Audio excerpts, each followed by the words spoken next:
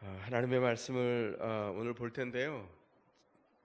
제가 오늘 좀 이렇게 목소리가 좀 신비하지 않습니까? 약간 샹송을 불러야 될 것 같은 콧소리가 굉장히 많이 묻어 있는 목소리인데 저만 이런 줄 알았더니 교회 와서 보니까 날씨가 너무 변화무쌍해서 감기에 걸리신 분들이 많이 있으시더라고요. 건강도 유의하고 조심하셔야 되겠습니다. 오늘은 말씀의 의미를, 오늘 본문의 말씀의 의미를 조금 더 자세히 알기 위해서 제가 전문 용어 하나를 쓰겠습니다. 그래서 양해를 좀 구하면서 말씀을 시작하려고 합니다. 인터넷에 누군가가 물었습니다. 제게 멘붕이 왔습니다. 이게 무슨 말이죠? 멘붕이란 말은 멘탈 붕괴의 준말이거든요. 그러니까 정신적으로 너무 큰 문제를 만나서 도저히 내가 이해하거나 통합할 수 없어서 지금 그 문제 앞에서 이렇게 마음이 깨졌습니다. 너무 힘겹습니다. 이런 말입니다. 제게 멘붕이 왔습니다. 멘붕이 오면 어떻게 하나요? 이렇게 인터넷에 질문을 던졌어요. 도움을 구한 겁니다. 그랬더니 이 도움에 답을 주기 위한 글이 빼곡히 남겼습니다. 인터넷에 공동체가 있더라고요.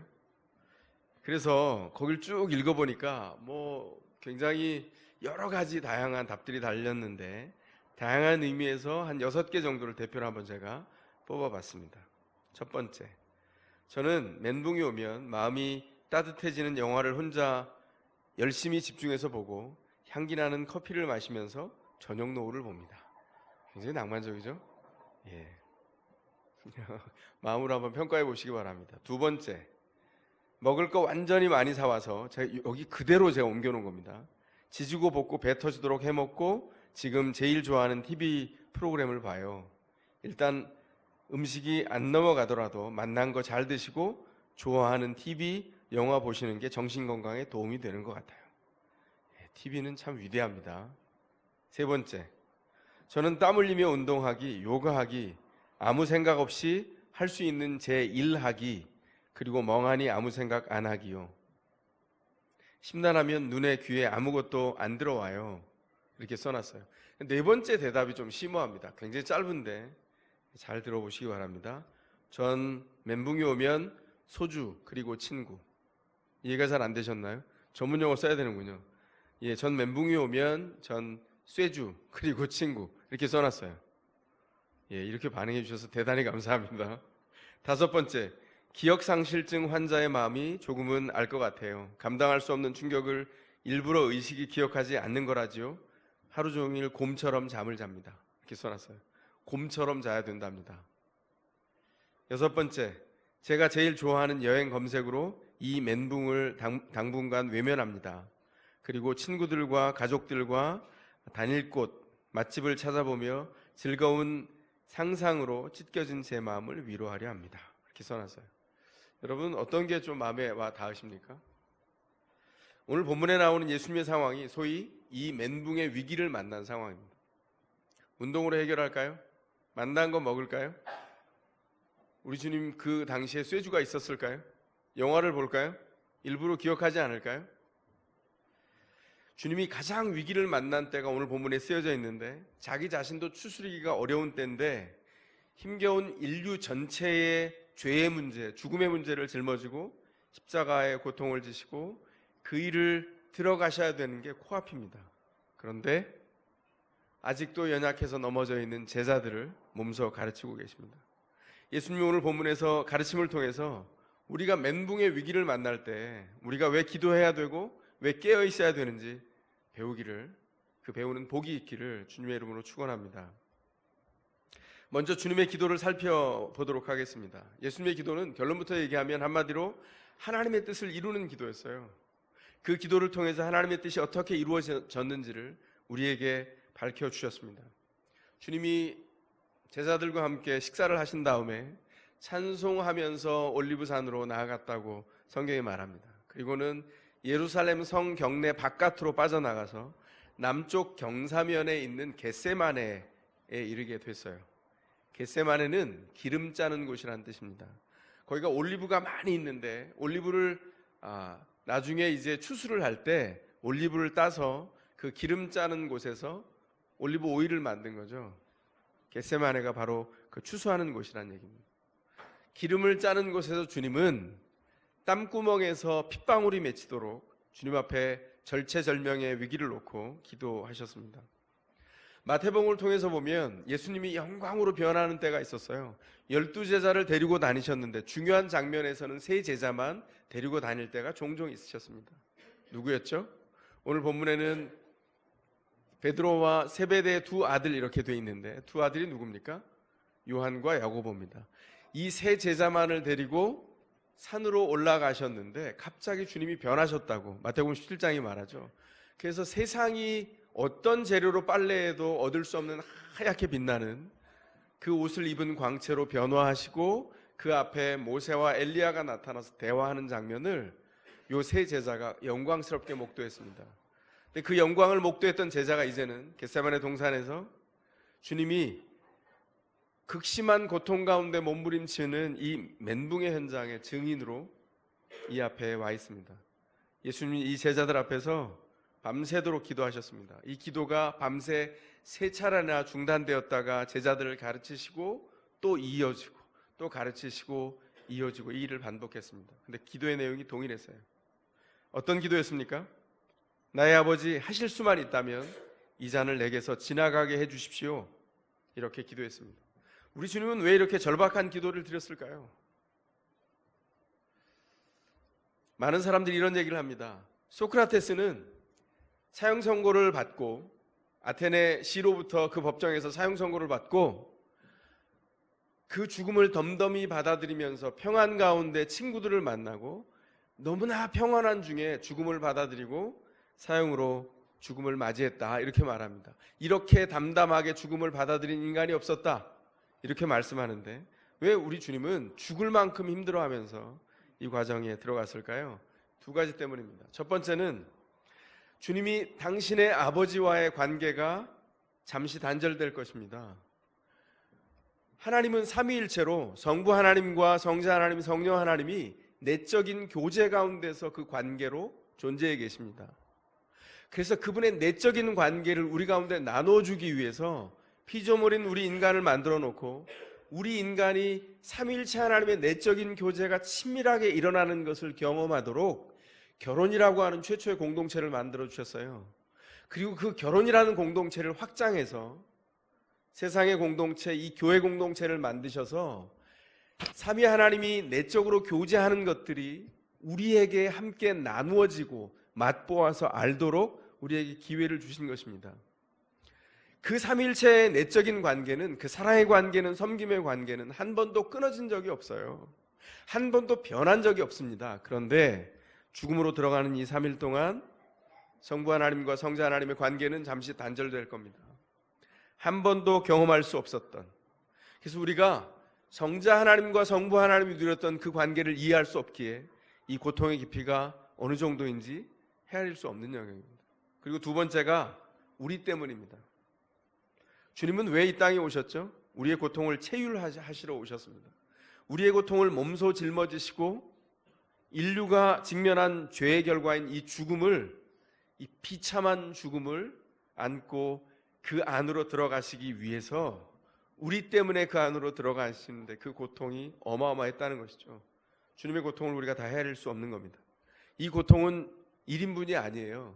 사람들이 식욕이 좋으면 한 끼에 5인분도 먹고 운동선수는 한 끼에 10인분도 15인분도 먹는다는데 그럼에도 불구하고 고통은 누구나 1인분을 감당하기에도 어렵습니다. 그런데 주님이 감당한 고통은 인류 전체의 고통이에요. 그것도 그냥 인류가 아니라 오고 오는 세대에 계속해서 이 땅에 출현하는 모든 인류를 위해서 주님께서 그 고통을 짊어지신 겁니다. 그 무게는 우리가 헤아려서 생각하는 것조차가 불가능합니다. 얼마나 괴로웠을까요?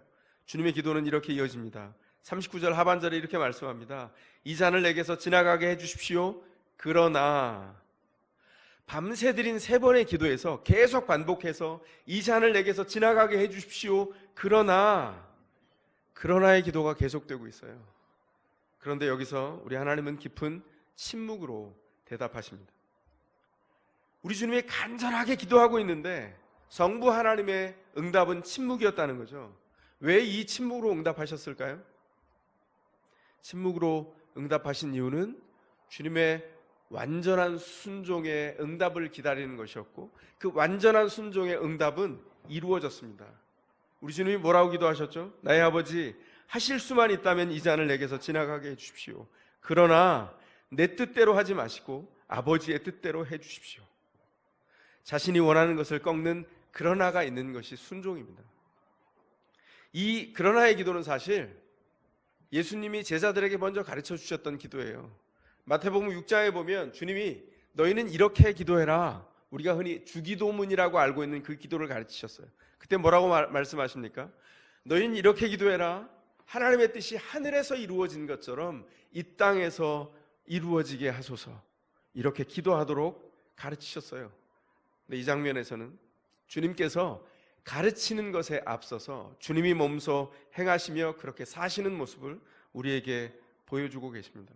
주님의 사역은 주님의 순종을 통해서 완성될 거예요. 그런데 그러나를 통해서 완성됐다는 겁니다. 하나님과의 단절, 우리가 이해할 수 없는 고통 가운데 들어가는 그 시간, 인류의 모든 죄를 짊어지고 십자가를 져야 하는 그 어마어마한 고통, 그 고통 안에 들어가시면서 주님 지나가게 해주십시오. 고통이 헤아릴 수 없이 컸기에 주님은 그렇게 기도하셨지만 기도가 거기서 끝난 것이 아니라 그러나 내 뜻대로 마시고 하나님의 뜻대로 해주십시오. 주님은 그렇게 간절히 기도했다는 것입니다. 여러분은 주님을 따라가는 사람들입니다. 교회를 뭐라 그러죠? 교회는 예수를 따라 나선 사람들, 그래서 그 이름을 그리스도인 이렇게 부릅니다. 그리스도를 따라 나선 사람들. 따라 나선다는 건 뭐죠? 제자가 된다는 뜻입니다. 그리스도의 제자가 되기로 작정한 사람들이 교회입니다. 주님을 닮아서 서기로 작정했다면 이 순종의 기도는 우리에게 굉장한 의미가 있습니다. 뭘까요? 여러분에게는 이 그러나의 기도가 있습니까? 우리가 간절히 원하는 일이 있어요. 이 문제는 어떻게 생각해도 내가 맞아요. 그렇게 생각하신 거 없어요? 저는 있었습니다. 이건 뭐 위로 아래로 옆으로 아무리 생각해도 내 생각이 맞아요.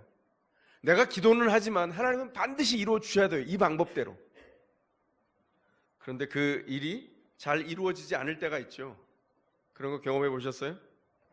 내가 정말 질문이 깊고 하나님 앞에 간절한 소망이 있을 때 하나님은 침묵하세요.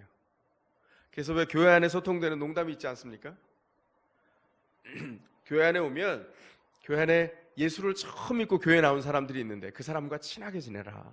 그리고 그에게 기도 제목을 부탁해라. 그의 기도는 하나님이 다 응답하신다.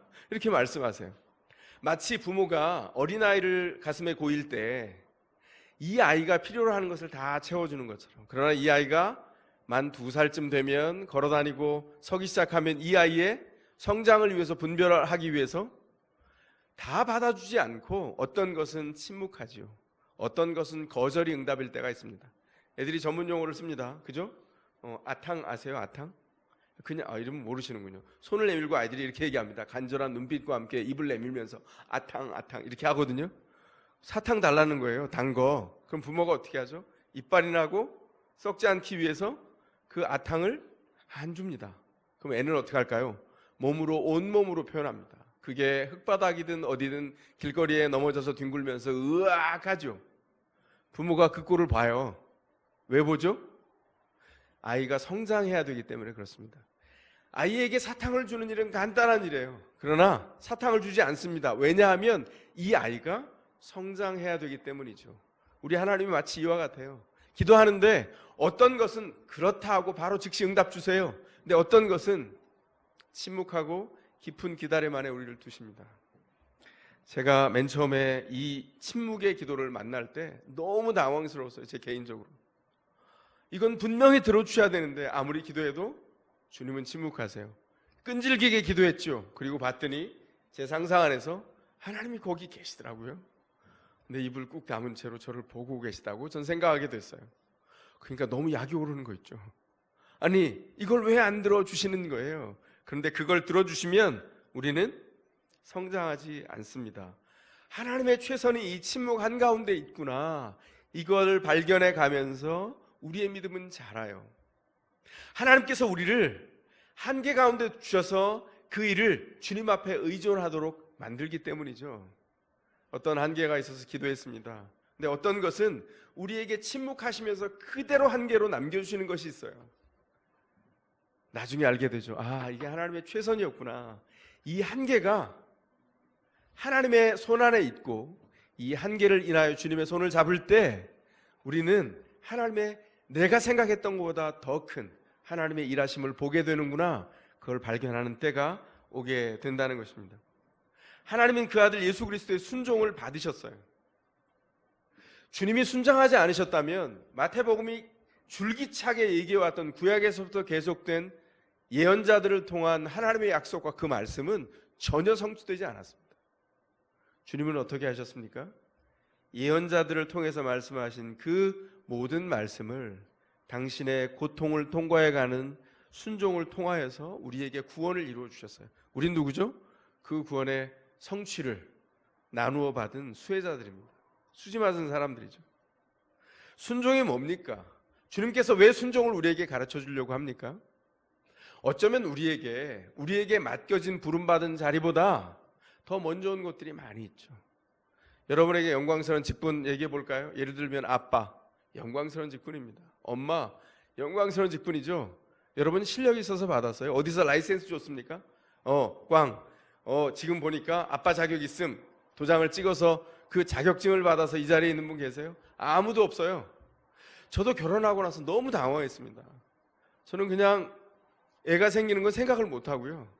그냥 자매님이 좋아서 결혼을 했는데 어느 날 보니까 아이가 선물로 주어진 거예요. 가슴에 덜컥 겁이 났습니다. 내가 아버지가 돼? 이게 말이 돼? 왜냐하면 저는 부모님을 통해서 배운 적이 없어요. 여러분 중에는 부모님을 통해서 오롯이 배운 분들이 있어요. 제가 몇몇 분을 알고 있습니다. 바로 이 자리에서. 처음엔 부러웠는데 부러워하지 않아요. 왜냐하면 지나보니까 그러면 배운 게 없는데 어디서 이 일을 내가 배우고 부모 노릇을 해야 되지? 몸부림을 치다가 책 한 권을 발견했습니다.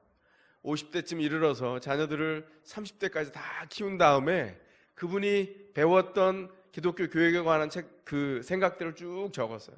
그 책을 통해서 제가 얼마나 도움받았는지 모릅니다. 젊은 부모님들께 안내해줘요, 학교에서도. 제가 부모가 되어서 참 힘들었던 거 여러 가지가 있죠. 큰아이 잘 키웠습니다. 어린아이가 그냥 저랑 성정이 맞는 것 같아요. 한 4년 키운 다음에 둘째가 태어났습니다. 2년 동안 전쟁 같았어요, 마음속이. 이해가 안 되는 거예요. 큰애랑 너무 달라요. 이해 어떻게 해야죠?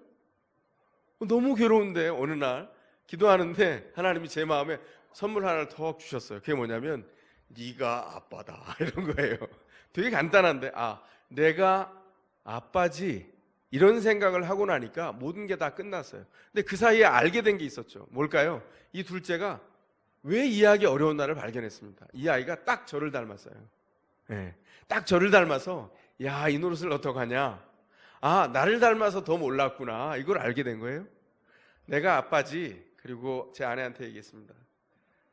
여보, 이 아이는 밑 빠진 독 같아요. 물을 부어도 다 빠져나가는 것 같아요. 아이가 자꾸만 말은 못하는데 언니랑 비교합니다. 불공평해요. 이렇게 말해요. 온몸으로. 그래서 큰아이한테 하나를 주면 둘째 아이는 하나를 주면 불공평하다고 생각해요. 이거 굉장히 주관적인 거거든요. 어떻게 해야 될까요? 2개를 줬죠. 불공평하다고 생각하면 4개를 줍니다. 그래도 불공평하다고 생각하면 8개를 줘요. 이 시간을 보내는데 내가 끝도 없이 물을 붓겠습니다. 아구가 찰 때까지. 전 평생 할 줄 알았어요. 8년쯤이 지났는데 어느 날 소소한 대화를 하는데 우리 둘째가 왔어요. 이런저런 얘기를 하는데 뭔가 이상해요. 그래서 아이와 대화를 끝내고 아내를 불러서 여보, 제가 좀 이상한 생각이 드는데 아이가 다 채워진 것 같아요. 그랬더니 아내가 대답합니다. 당신도 그래요?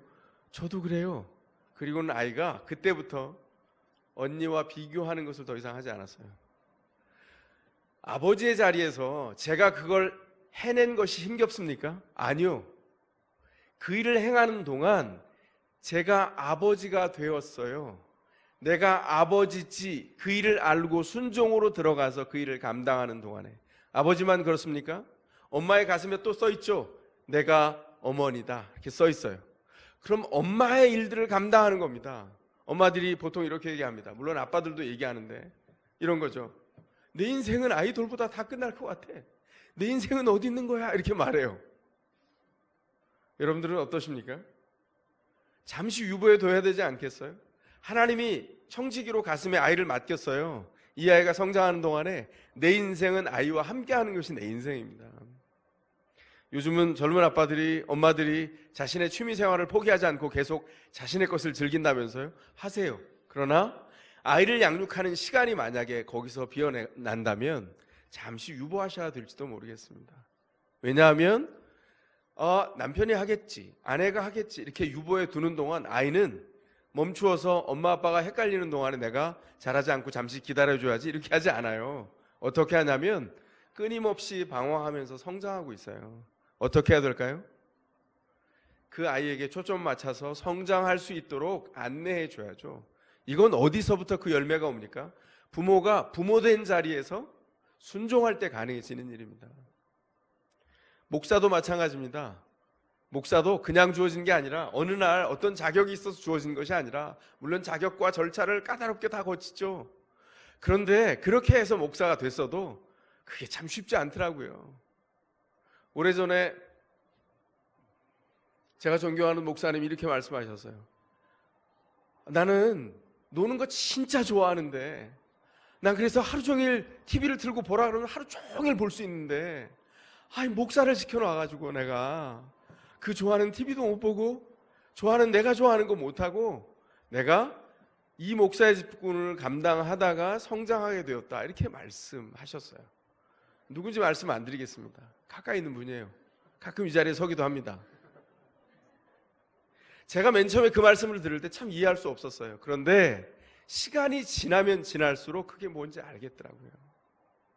하나님이 우리가 가진 것보다 더 높은 정체성을 우리에게 줬어요. 그건 목회자가 높다는 게 아닙니다. 여러분의 아빠 된 직분과 엄마 되신 직분도 너무너무 높아요. 남편 된 자리가 높습니다. 아내 된 자리가 높아요. 어떻게 하라고요?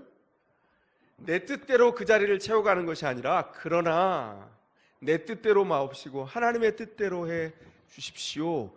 기도하며 그러나가 열매 맺도록 여러분의 삶을 걸어가야 돼요. 주님께서 우리에게 가르쳐 주신 것이 바로 이것입니다.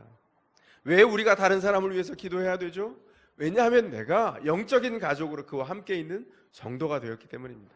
성도라고 하는 너무나 놀라운 직분을 받았죠.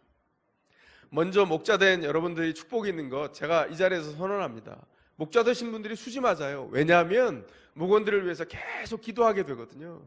끊임없이 마음속으로 매일매일 목원들의 밥숟가락을 셉니다. 어떻게 목원들이 성장하고 있는지, 그리고 작은 것 하나 기도 제목이 응답되는 걸 들으면 너무 좋아하죠. 그 사이에 어떤 일이 벌어지죠? 나는 목자다, 하나님이 맡겨준 양떼를 섬긴다 생각하는 동안에 목자가 성장해요. 이게 수지 맞는 일입니다. 더샘물 교회 안에서 주님 앞에 이 기도를 배워가면서 모든 사람들이 나중에 목자로 성장해 갔으면 좋겠어요. 저 올해 제 목표가 있거든요.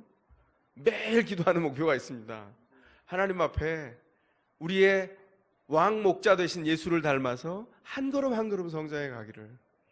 이 기도가 요만큼씩 기도가 응답되는 것을 볼 때마다 얼마나 감사한지 몰라요. 이제는 우리가 제자들의 기도를 통해서 우리의 기도를 살펴볼 차례입니다. 아까 말씀드린 대로 제자들이 어떻게 이 산으로 갔다고요? 찬송하며 식사를 끝내고 주님께서 데리고 올라가셨어요. 겟세만으로 데리고 가셔서 그 안에서 기도하기로 작정하셨는데 가룟 유다는 이미 도망가 버렸어요. 예수님을 팔기 위한 자리로 떠나버렸습니다. 11제자만 갔어요. 그 11제자 중에 8명을 겟세만에 도착해서 그 자리에 남겨두시고 내가 저기 가서 기도할 동안에 너희는 여기 앉아 있어라 이렇게 말합니다. 기도하라는 얘기예요. 그리고 나서 그 중에서 베드로와 야고보와 요한 3사람을 데리고 더 안쪽으로 들어가셨어요. 그리고 세 제자를 향해서 보이신 모습은 심히 근심하며 괴로워하셨다고 말씀합니다. 이때 주님이 말씀합니다. 38절에 내 마음이 괴로워서 죽을 지경이다. 너희는 여기 머물면서 나와 함께 깨어 있어라 그렇게 말씀하시고는 그리고 조금 더 예수님은 들어가셨습니다. 그리고 얼굴을 땅에 대고 엎드려서 기도하기 시작했어요. 이게 제자들의 눈에 비친 예수님의 기도하는 광경입니다. 근데 이 광경을 보았는데도 제자들은 어떻게 했죠? 잠에 빠져들었습니다. 예수님이 첫 번째 기도를 마치고 제자들에게 돌아오셨을 때 제자들은 자고 있었어요. 주님 말씀합니다. 이렇게 너희는 1시간도 나와 함께 깨어 있을 수 없느냐? 시험에 빠지지 않도록 깨어서 기도하여라. 여기 시험에 빠지지 않도록 깨어서 기도하여라. 이 말에 명령으로 이루어진 동사가 2개나 들어 있습니다. 깨어라, 기도하여라. 명령이에요. 성경에서 명령을 할 때는 굉장히 숨가쁘고 중요한 일입니다. 그 일을 행하지 않으면 우리가 죽습니다. 생명줄 같은 거예요. 제자들이 그래서 교회가 깨어있는 것과 기도하는 것이 얼마나 중요한지 모릅니다. 주님께서 시험에 빠지지 않도록 깨어있어라 이렇게 말해요. 아까 말씀드린 대로 이 기도도, 이 명령도 우리 주님께서 마태복음 6장에서 이렇게 기도하여라 하신 주기도문에 이미 말씀하신 거예요. 마태복음 6장 13절에 보면 이렇게 말씀합니다. 우리를 시험에 들게 하지 마시고 악에서 구하여 주십시오 이렇게 기도해요. 주님이 가르치는 기도를 보면 주님이 이런 시험을 맞닥뜨리면 그 시험에 임해서 만점 맞아라 이렇게 얘기하지 않습니다. 우리가 너무 경쟁하는 사회에 있어서 시험이란 말만 들으면 만점 맞아야지 이런 생각이 들어요. 사단의 시험은 우리가 만점 맞아서 통과하는 게 아니라 사단의 시험은 피해가고 멀리해야 된다는 거예요. 시험에 들지 않도록 기도하라고 말씀합니다. 왜 그럴까요? 우리가 너무나 연약한 존재이기 때문에 그래요. 내가 한번 테스트해보지? 아니요. 그 한 번이 우리를 절망 같은 죽음에 이르게 할 수 있습니다. 그래서 우리에게 요구한 게 뭐예요?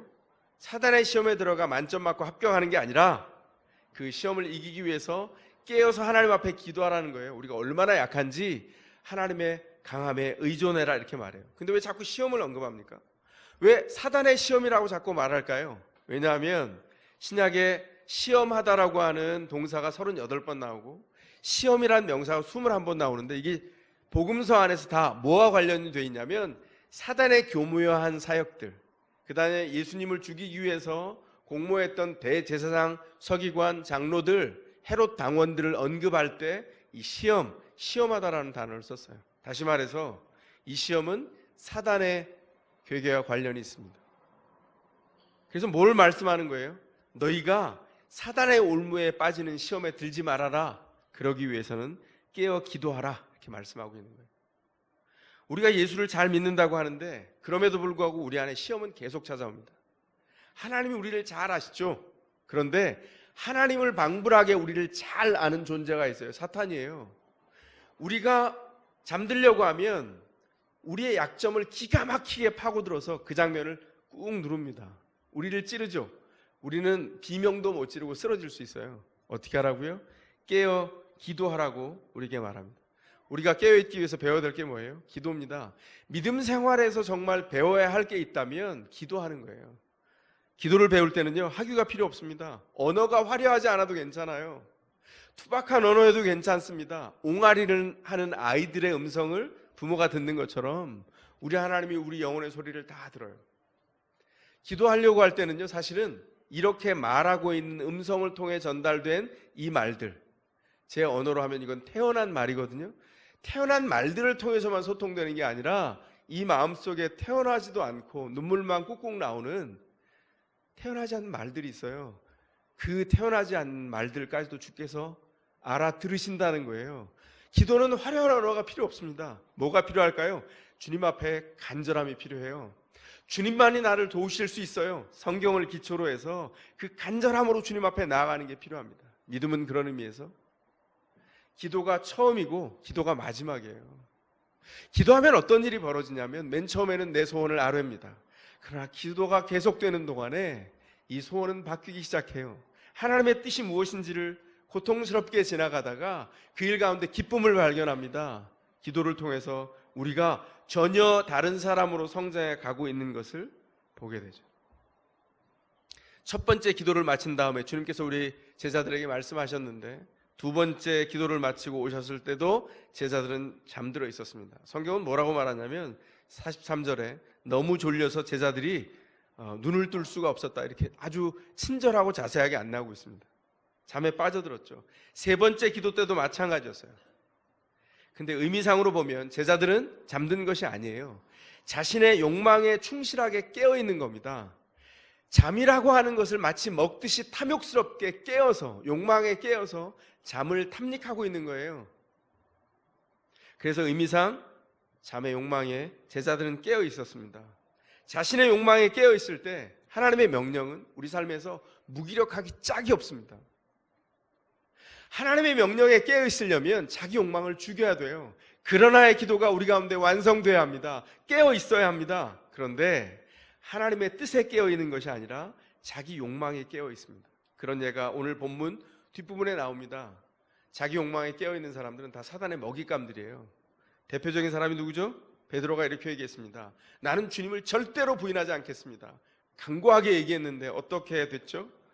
닭이 울기 전에 네가 나를 저주하며 3번 부인할 거다. 그 일이 그대로 이루어졌고 사단의 시험에 걸려 들어갔습니다. 다른 제자들은요, 하나도 남김없이 다 도망갔어요.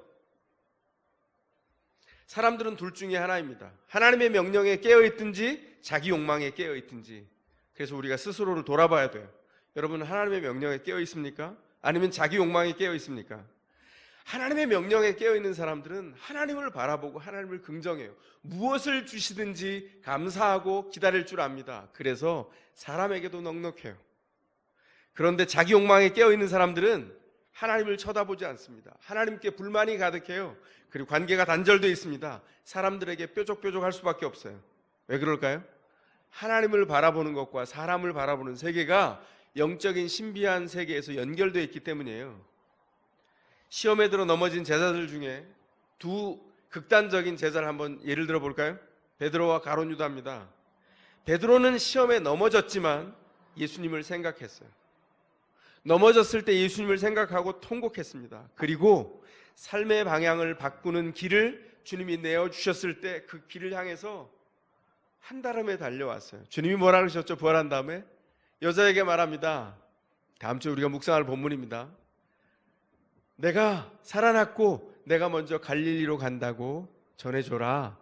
한달음에 베드로가 갈릴리로 달려갔어요. 다른 제자들과 함께.